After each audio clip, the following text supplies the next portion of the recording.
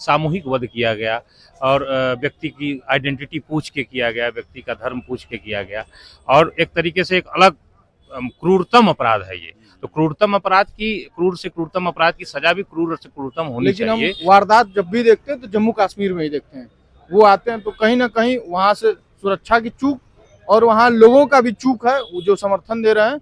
या ऐसे कैसे हो सकता है कि कोई भी आए और उतने बड़े जगह पे आसानी से हथियार और सब कुछ उपलब्ध हो जा रहा है उनके लिए। तो ये वहां से भी एक चूक है। और दूसरा ये है कि इस बार सभी जनता खुलकर चाहती है कि जो साइद हफीज बैठा इस्लामाबाद में उस पर हमला हो। कश्मीर में निहत्थे 26 लोगों की धर्म पूछ के गोली मार के हत्या कर दी गई, जो कि बहुत बड़ी निंदनीय घटना है, जिसपे सारा देश आक्रोशित है।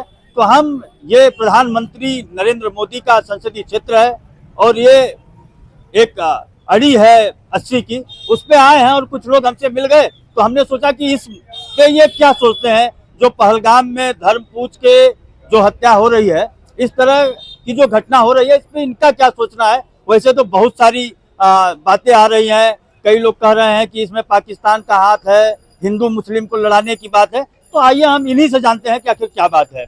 आपका अपना नाम बताइए, क्या नाम है? सत्यवीर सिंह, शोध छात्र, काशी हिंदू विश्वविद्यालय। अभी जो ये घटना घटी है कश्मीर में, जो वहाँ के पहलगाम में सैलानी गए थे और उनका धर्म पूछ के उनको हेडशॉट मतलब गोली मार दी गई डायरेक्ट, जो है कि सर में। इस पे आप क्या प्रतिक्रिया है? सबसे पहले तो पाकिस्तान का बहुत बड़ा हिस्सा देश के अन्य कई प्रदेशों से भी लगता है, जैसे गुजरात से लगता है, राजस्थान से भी लगता है, पंजाब से भी लगता है। लेकिन हम वारदात जब भी देखते हैं तो जम्मू कश्मीर में ही देखते हैं। वो आते हैं तो कहीं ना कहीं वहां से सुरक्षा की चूक और वहां लोगों का भी चूक है, वो जो समर्थन दे रहे हैं। या ऐसे कैसे हो सकता है कि कोई भी आए और उतने बड़े जगह पे आसानी से हथियार और सब कुछ उपलब्ध हो जा रहा है उनके लिए। तो ये वहां से भी एक चूक है। और दूसरा ये है कि इस बार सभी जनता खुलकर चाहती है कि जो साइद हफीज बैठा इस्लामाबाद में उस पर हमला हो और राफेल का उपयोग हो। राफेल हमारे यहाँ फ्रीज में रखने के लिए नहीं रखा गया है, शोकेस में उसका उपयोग हो और इस बार जड़ से खत्म किया जाए। नहीं, आप दो बात आपके बात में आ रही है। एक बात आप कह रहे हैं कि सुरक्षा में चूक मानी जा रही है और दूसरी बात कह रहे हैं कि पाकिस्तान प्रायोजित आतंकवाद है और वहाँ के लोकल लोगों के समर्थन से ये हो रहा है। कुछ न कुछ वहाँ लोकल लोगों का समर्थन जो है कि उनको मिल रहा है। ये तो मैं तथ्यों और आंकड़ों के आधार पे मैं कह रहा हूँ कि जितने हमले होते हैं उसमें कई सारा हिस्सा तो पाकिस्तान का, मैं बता रहा हूँ, राजस्थान से भी लगता है, गुजरात से लगता है, पंजाब से भी लगता है। लेकिन वारदात और आतंकी हमले जम्मू कश्मीर में ही क्यों होते हैं? उसका एक कारण कहीं न कहीं वहाँ के लोगों से भी जुड़ा हुआ है।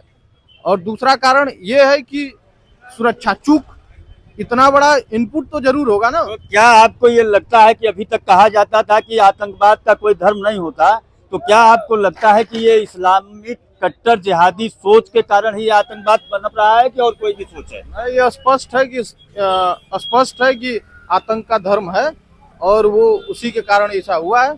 और आप कहीं भी देख लीजिए, 100 वारदात देखेंगे तो 95-98 वारदात में एक ही धर्म के लोग आते हैं, तो स्पष्ट है।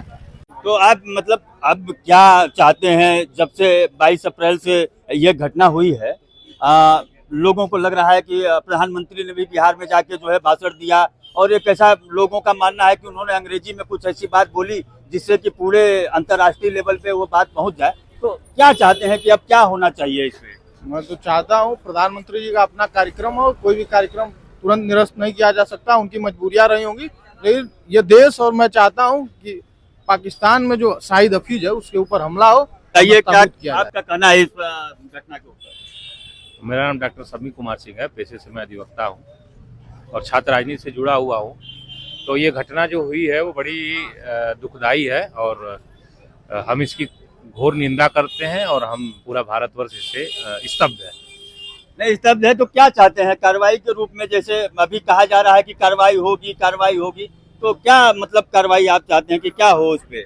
देखिए, कोई भी अपराध होता है तो उस पर सजा मिलनी चाहिए और अपराध मानव वध जैसा अपराध है, जैसे सामूहिक वध किया गया और व्यक्ति की आइडेंटिटी पूछ के किया गया, व्यक्ति का धर्म पूछ के किया गया और एक तरीके से एक अलग क्रूरतम अपराध है ये। तो क्रूर से क्रूरतम अपराध की सजा भी क्रूर से क्रूरतम होनी चाहिए। तो हम यही चाहेंगे भारत सरकार। भाई क्रूर से क्रूरतम अपराध हुआ, आप जो है कि बालाकोट किए, आप जो है सर्जिकल स्ट्राइक किए, अब क्या बचा है, मतलब कौन सा ऑप्शन बचा है? अब तो युद्ध बचा है, युद्ध में जनहानि की क्षति होगी। देखिए, जो लोग भी इस तरह की आतंकवादी हरकतें करते हैं, उनका मूल उद्देश्य होता है हिंसा को फैलाना। और उसमें अब चूंकि हिंसा का प्रत्युत्तर इन सब मामलों में हिंसा से ही दिया जा सकता है, क्योंकि जिसके पास कोई मानवीय दृष्टिकोण नहीं है, कोई दया नहीं है, कोई करुणा नहीं है, तो उसके लिए ही पूरी दुनिया में अलग अलग सजाओं के प्रावधान है। अब चूंकि 89 से जम्मू कश्मीर में आतंकवाद है और बीच में लगभग 89 से लेकर के 35 साल होने जा रहे हैं, बीच में धारा 370 की समाप्ति की गई और इस बात को बताया गया कि धारा 370 की समाप्ति हो जाएगी तो गृह मंत्रालय का पूरा हस्तक्षेप हो जाएगा। तो जो भी इंटेल होता था उस पर कार्रवाई नहीं होती थी, जो सूचनाओं पे कार्रवाई करने में जो विलम्ब होता था वो नहीं होगा। भारत गणराज्य का जम्मू कश्मीर का अभिन्न अंग जब बन जाएगा तो हम इस तरह की घटनाओं को रोकेंगे। लेकिन उसके बावजूद ये घटनाएं हुई है, तो ये बहुत बड़ा फेल्योर है भारत सरकार के गृह मंत्रालय का, भारत सरकार की सुरक्षा व्यवस्था का।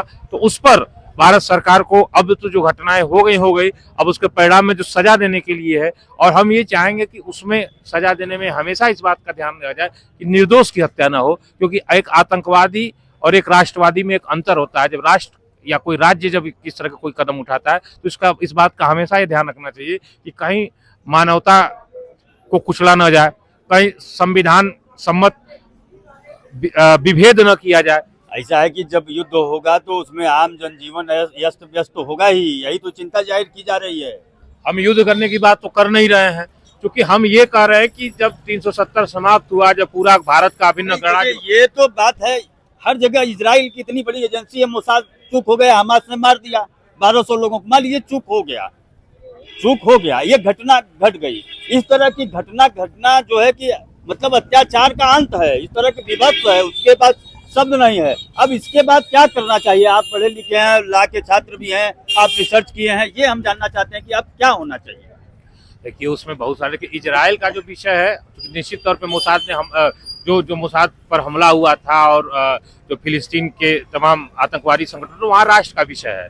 यहाँ जो लोग हैं वो ये चाहते हैं कि देश में शांति व्यवस्था, देश में शांति समाप्त हो, देश में जो सद्भाव है, हमारा देश सर्वधर्म समभाव वाला है, उसको बाद में संविधान में धर्मनिरपेक्ष कहा गया, लेकिन उसके सकारात्मक अर्थ में हम सभी धर्मों को एक समान दृष्टि से देखते हैं, सभी धर्मों को यहाँ एक समान दृष्टि से जीने का अधिकार है। यही पूरी दुनिया के लिए संकट समधर्म समभाव की बात कर रहे हैं। यही बिहार के गवर्नर हैं, कहते हैं कि यहाँ का मुसलमान जो है कि देवबंदी किताब पढ़ता है, ये तो जो है कि बहुत कट्टर है।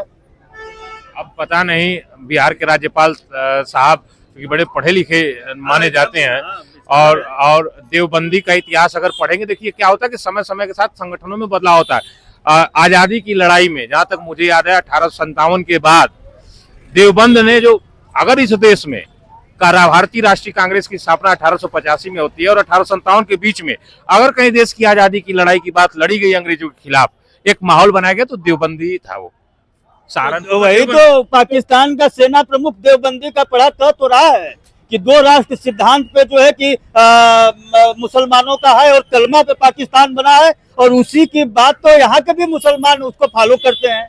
ये आंकड़ों में अगर जाएंगे तो पाकिस्तान से ज्यादा मुसलमान हिंदुस्तान में रहते हैं, और देश हिंदुस्तान और पाकिस्तान पहले एक हुआ करता था। तमाम कुछ राजनीतिक लोग अपने स्वार्थों की पूर्ति के लिए इस देश का बंटवारा किए। ये किसी धार्मिक समुदाय ने या किसी जन समुदाय ने ये करके न पाकिस्तान का निर्माण किया, न भारत का। धार्मिक आधार पे पाकिस्तान का निर्माण हुआ। जिन लोगों ने बनाया उनके राजनीतिक स्वार्थ थे और उन्होंने उसको धार्मिक चोला। चाहे जो भी स्वार्थ रहे हो, लेकिन धर्म के आधार पे, द्विराष्ट्र सिद्धांत के आधार पे जो है पाकिस्तान बना कि मुसलमान हिंदुओं के साथ नहीं रह सकता, इसी के आधार पे पाकिस्तान बना, और आज उसी के आधार पे उसका सेना प्रमुख भी उलेमा बना हुआ है। वो जो है धर्म का, अभी उसका भाषण था 10 दिन पहले, कहा कि मुसलमान अलग है, उसकी जाति अलग है, उसका नेचर अलग है, उसका सिद्धांत अलग है, और उसी को फॉलो करते हैं यहाँ के मुसलमान। ऐसा देखने में आता है। देखिए, इंडोनेशिया के बाद इस दुनिया में सबसे ज्यादा मुसलमान हिंदुस्तान में है। तो अगर कोई ये बात कहता है कि भारत के मुसलमानों ने अलग होकर के पाकिस्तान बनाया, तो उससे ज्यादा मुसलमान भारत में ही रह गए। पहली चीज मैं आपको आपका इसका भी मैं उत्तर देता हूँ। चुनाव हुआ जब, तो जिन्ना के मुस्लिम लीग को 90% सीट मिली यहाँ पूरे हिंदुस्तान में। तो ये इसी नाम पे जिन्ना जो है कि चुनाव लड़े थे कि हमको पाकिस्तान बनाना है। गए नहीं गए, ये क्या कारण है? इसका कारण है किसी का घर 4 तल्ला बना है और पाकिस्तान में जाएगा, उसको क्या मिलेगा, ये भी तो सोचना पड़ता था। आप ये जो है कर रहे हैं इतिहास को आप इस तरीके से, मुझे याद है 1937 में चुनाव हुआ था और बंगाल छोड़ करके और कुछ ऐसे स्टेट थे जिसको छोड़ करके हर जगह भारतीय राष्ट्रीय कांग्रेस की सरकार बनी थी। जैसे जो जहां तक देखिए, सरकार की बात मैं नहीं कर रहा हूँ। कांग्रेस के मुस्लिम उम्मीदवार जिन्ना के उम्मीदवार से पाकिस्तान के नाम पे हार गए थे। यही कांग्रेस थी जिस कांग्रेस की आप बात कर रहे हैं, सर्वधर्म संभाव की बात कर रही थी। जिन्ना ने कहा कि नहीं, ये द्वै राष्ट्र पे जो है कि पाकिस्तान चाहिए, उस पे जो है हार गई थी। सारे मुसलमानों ने जिन्ना के कैंडिडेट को पाकिस्तान के नाम पे इसी देश के वोट दिया था। ये आंकड़े, तो आप इसमें क्या कहेंगे? नहीं, ये देश अबुल कलाम आजाद का रहा है, ये देश अशफाकुल्लाह। वही अब अब्दुल कलाम आजाद कांग्रेस पार्टी में चिल्ला चिल्ला के कर रहे थे। एक भी देश का मुसलमान कांग्रेस के उम्मीदवार की जमानत जब्त हो गई थी, एक भी अब्दुल कलाम आजाद की बात नहीं माना। हम बता रहे हैं संयुक्त प्रांत हुआ, बिहार उड़ीसा का प्रोविंशियल स्टेट हुआ, महाराष्ट्र कहीं सर कांग्रेस जीती थी। तो आप इस तरीके से कैसे कांग्रेस, देखिए कांग्रेस हम कहाँ कर नहीं जीती थी, लेकिन जितने भी मुस्लिम उम्मीदवार थे उसमें 90% उम्मीदवार पाकिस्तान के नाम पे मुस्लिम लीग के जिन्ना के जीते थे। तो यहाँ के मुसलमानों को कैसे मान लिया जाए? हाँ, जहाँ तक छोड़ने की बात कर रहे हैं, बड़ी सवाल आता है। ये कांग्रेस के कुछ नेता भी कहते हैं कि अरे हम तो यहीं पे रह गए, छोड़े नहीं। छोड़े ये नहीं, 4 तल्ला घर पाकिस्तान में जाएंगे तो क्या मिलेगा? जमीन का टुकड़ा, कहे कि यहीं पे लड़ लेंगे और यहीं पे रहना कबूल किया, इसलिए नहीं छोड़े। आप बताइए क्यों नहीं छोड़े? जब आप कलमा पढ़ के कहीं देश बना रहे हैं एक जो है कि धर्म के नाम पे, तो छोड़ना क्यों नहीं? आपको क्या लगता है? मैं बार बार इस बात को कह रहा हूँ कि जितने हिंदुस्तान में मुसलमान ज्यादा है पाकिस्तान के मुसलमानों से। आप अभी इस बार कंडेम किया है, इस बार तो बड़ी अच्छी जो है कि एक परिपाटी पड़ी कि पूरा कश्मीर बंद था और लोगों ने कहा कि नहीं, आतंकवाद मुर्दाबाद। नहीं तो बुरहान वानी के जनाजे में लाखों लोग जाते थे, वहीं अब्दुल कलाम राष्ट्रपति थे, उनके जनाजे में 10 लोग नहीं गए। नहीं, अब्दुल कलाम को आज भी भारत का मुसलमान अपना आदर्श मानता है, भारत का हिंदू भी मानता है। तो आप जैसे पाकिस्तान का सीमावर्ती जगह है, वो पाकिस्तान 1947 से डिस्प्यूट रहा है, तो वहाँ आतंकवादी घटनाएं हमेशा प्रयास होता है। लेकिन 1989 में जब भारत सरकार कमजोर हुई, या जिस तरीके से कहिए उनका हस्तक्षेप बढ़ा, और आज तक वो हस्तक्षेप बना हुआ है। और स्थानीय लोगों को जिस तरीके से, युवाओं को, वहाँ के पढ़े लिखे छात्रों को, विद्यार्थियों को जिस तरीके से बरगलाया जाता है, उसके लिए स्टेट फंडिंग होती है पाकिस्तान की।